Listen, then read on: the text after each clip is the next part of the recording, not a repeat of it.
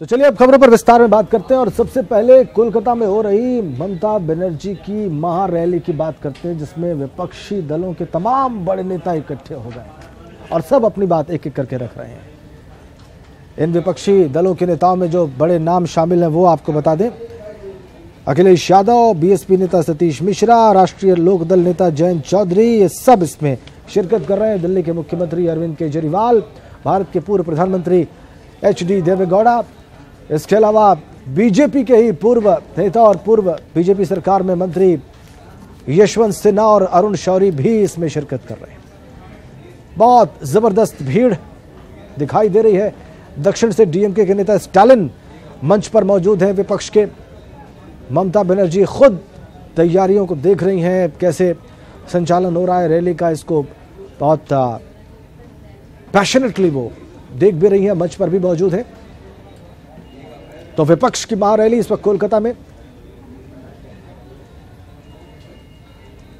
20 दलों के नेता यहां पर बताए जा रहे हैं जो मौजूद हैं और इसमें तमाम विपक्षी दल शामिल हैं, उत्तर से दक्षिण तक, फारूक अब्दुल्ला से लगाए एमके स्टालिन तक और असम के विपक्षी दलों के नेताओं से लगाए दिल्ली के मुख्यमंत्री तक। बड़ी रैली, जबरदस्त भीड़, कह सकते हैं कि एक मोदी और बीजेपी विरोधी मोर्चा यहां पर, और जबरदस्त भीड़। इसकी तैयारियां बहुत लंबे समय से, लेकिन इस महारैली से दूरी बनाई कांग्रेस अध्यक्ष और बीएसपी सुप्रीमो दोनों ने। राहुल गांधी और मायावती इस रैली में नहीं पहुंचे, दोनों ने अपने प्रतिनिधि भेजे हैं और अब सवाल ये उठ रहा है कि दोनों क्यों नहीं पहुंचे इतने बड़े मंच पर।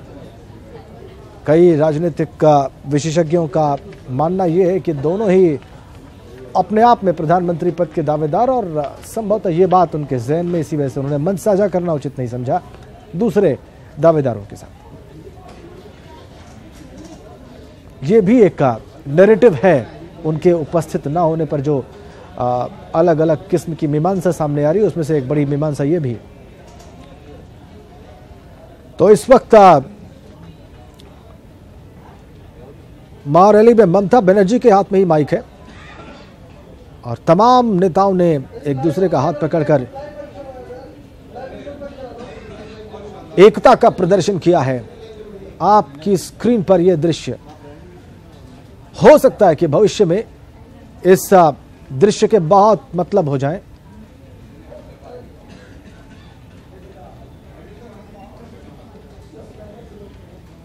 बड़ी तादाद में विपक्षी दलों के नेता एकजुट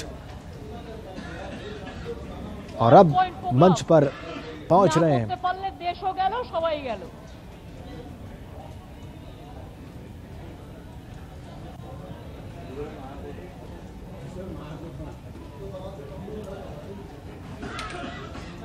एन चंद्रबाबू नायडू, आंध्र प्रदेश के मुख्यमंत्री, उन्होंने अपनी बात कहनी शुरू कर दी है। लगातार वो प्रयासरत रहे हैं इस महागठबंधन को लेकर। अपमोर शोकोल बाय बहने के जनाई अमार आंतरिक शुभेच्छा अबंग नमस्कार।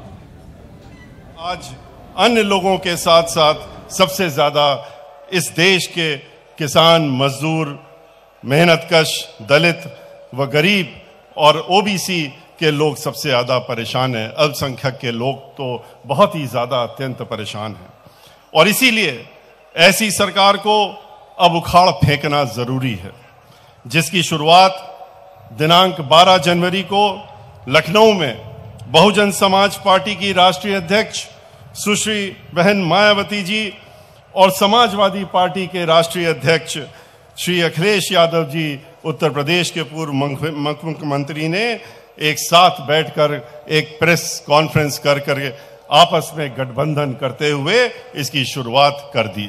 अब अगर बाबा साहब भीमराव अंबेडकर के बनाए हुए संविधान को बचाना है तो बीजेपी और उनके साथियों की जो सरकार, एनडीए की सरकार केंद्र में चल रही है, उसको यहां से हटाना होगा, भगाना होगा।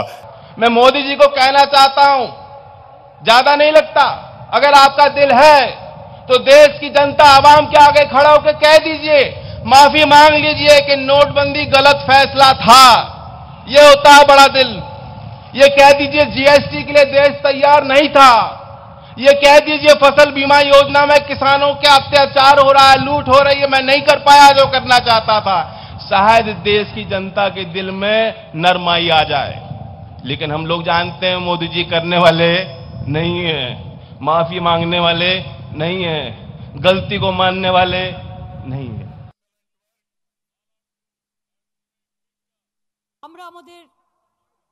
मीटिंग की बात आपने सुनी। बीएसपी की ओर से उनके राज्यसभा सांसद, उनके जनरल सेक्रेटरी सतीश चंद्र मिश्रा इस रैली में शिरकत कर रहे हैं। उन्होंने बताया कि इसकी शुरुआत उत्तर प्रदेश से हो गई है, मायावती और अखिलेश के गठबंधन के साथ हो गई है। उसके बाद जयंत चौधरी आए, महागठबंधन का वो भी हिस्सा है, राष्ट्रीय लोकदल भी है, और उनकी बात भी आपने सुनी। अखिलेश यादव ने भी अपनी बात कही है इस मंच से।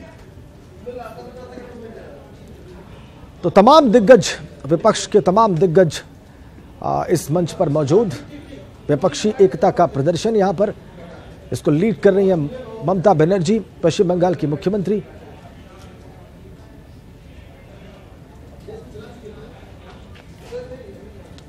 इस महागठबंधन पर और इस महारैली पर बीजेपी की ओर से उनके सांसद राजीव प्रताप रूडी मीडिया के सामने आए। उन्होंने जो कुछ कहा सुनिए।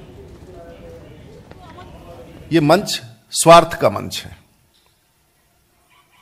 कहीं ना कहीं इस मंच पर गूढ़ता के साथ आपसी नफरत भी रहा है। इस मंच पर व्यक्तियों का महत्वाकांक्षा भी रहा है, और यह बात तो सच है।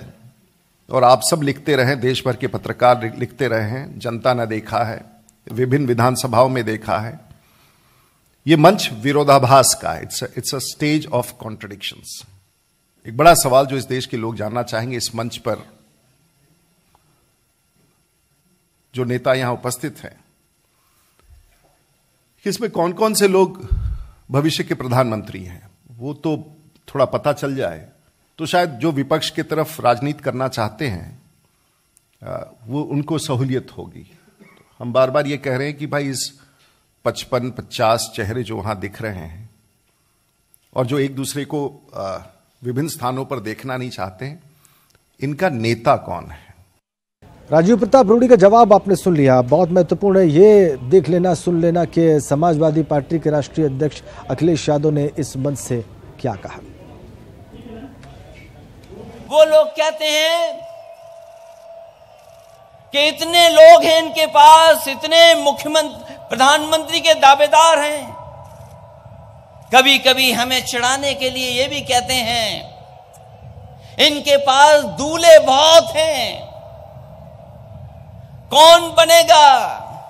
हम तो कहते हैं अगर हमारे पास दूल्हे ज्यादा हैं, जो जनता तय करेगी वही बनेगा, और पहले भी बना है, फिर एक बार नया प्रधानमंत्री बनेगा। हम पे तो इतने हैं। हम आपसे पूछते हैं, जो फेल हो गए, जिन्होंने देश को निराश कर दिया, जिन्होंने जनता को धोखा दिया, जिन्होंने छल किया, जिन्होंने साजिश की, षड्यंत्र किया, समाज में नफरत फैलाई, उसके अलावा अगर कोई दूसरा नाम भारतीय जनता पार्टी पर हो तो वो बता दें कि आप पर दूसरा नाम कौन सा है। महारैली चल रही है अभी इस वक्त, वक्ता बोल रहे हैं और अभी थोड़ी देर तक और बोलेंगे। हमारे एग्जीक्यूटिव एडिटर अमिताभ अग्निहोत्री साहब इस वक्त हमारे साथ फोन लाइन पर जुड़ रहे हैं। उनसे समझते हैं कि इस महारैली का राजनीतिक संदेश क्या जाएगा, जन सामान्य के बीच में कितना सकारात्मक जाएगा और कितना नकारात्मक जाएगा। अमिताभ जी, स्वागत है आपका। अमिताभ जी, आपको मेरी आवाज मिल रही है?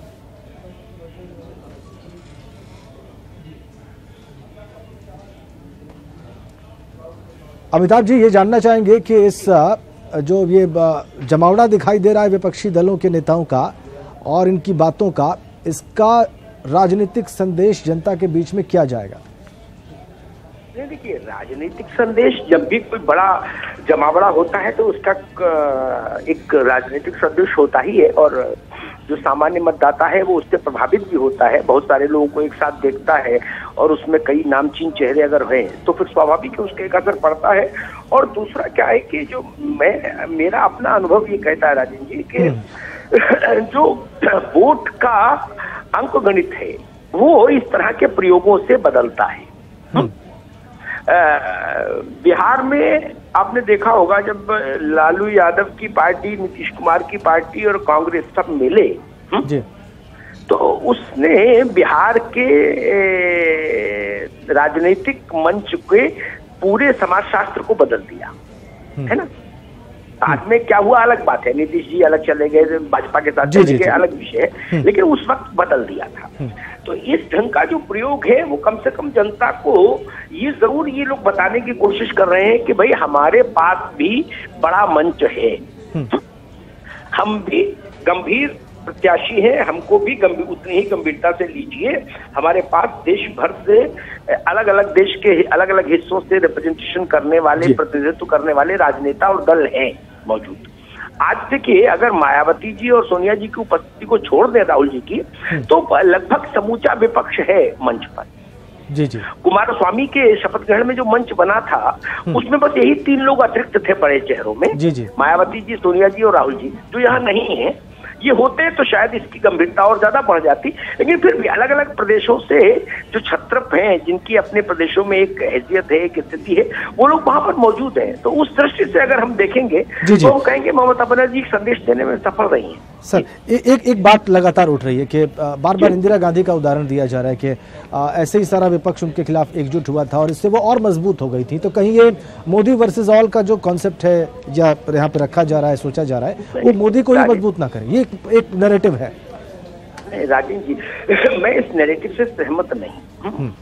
मुझे लगता है सच्चाई वाला कथन ये है इस वक्त देश में 2 गठबंधन, वो फॉर्मल हो या इनफॉर्मल हो, बट 2 गठबंधनों के बीच में लड़ाई है जी 19 में। एक के गठबंधन का नेतृत्व साफ है, मोदी जी कर रहे हैं, दूसरे में नेतृत्व साफ नहीं है, वहां सामूहिक नेतृत्व आप कह सकते हैं, कलेक्टिव लीडरशिप जी, जी। लेकिन गठबंधन दोनों के पास है। एनडीए में भी मेरे ख्याल से 2 दर्जन से ज्यादा दल तो हैं बिल्कुल इस बार में। बिल्कुल, सुहेल देव राजभर पार्टी से लेके और अनुप्रिया पटेल के अपना दल से लेके और जेडीयू से लेके और तमाम दल हैं। तो ये केवल ऐसा नहीं कि ये Bhajpa versus Modi versus all वाली स्थिति नहीं है, ये 2 गठबंधनों के बीच में 2019 का चुनावी महासमर लड़ा जाए। मैं मानता हूँ ये ज्यादा व्यावहारिक नैरेटिव है। बिल्कुल बिल्कुल, और तथ्यता सही भी है ये। बिल्कुल, बहुत धन्यवाद आपका अमिताभ जी, बहुत बहुत धन्यवाद आपका। तो हमारे एग्जीक्यूटिव एडिटर इन्होंने स्पष्ट कर दिया कि ये बेसिकली 2 गठबंधन और 2 अलायंसेस के बीच की जंग होगी 2019 में, और एक कलेक्टिव लीडरशिप जो अपोजिशन की है वो इस वक्त ममता बनर्जी की महारैली के इस मंच पर दिखाई दे रही है, जहां पर इस वक्त एन चंद्रबाबू नायडू आंध्र प्रदेश के मुख्यमंत्री अपनी बात कह रहे हैं।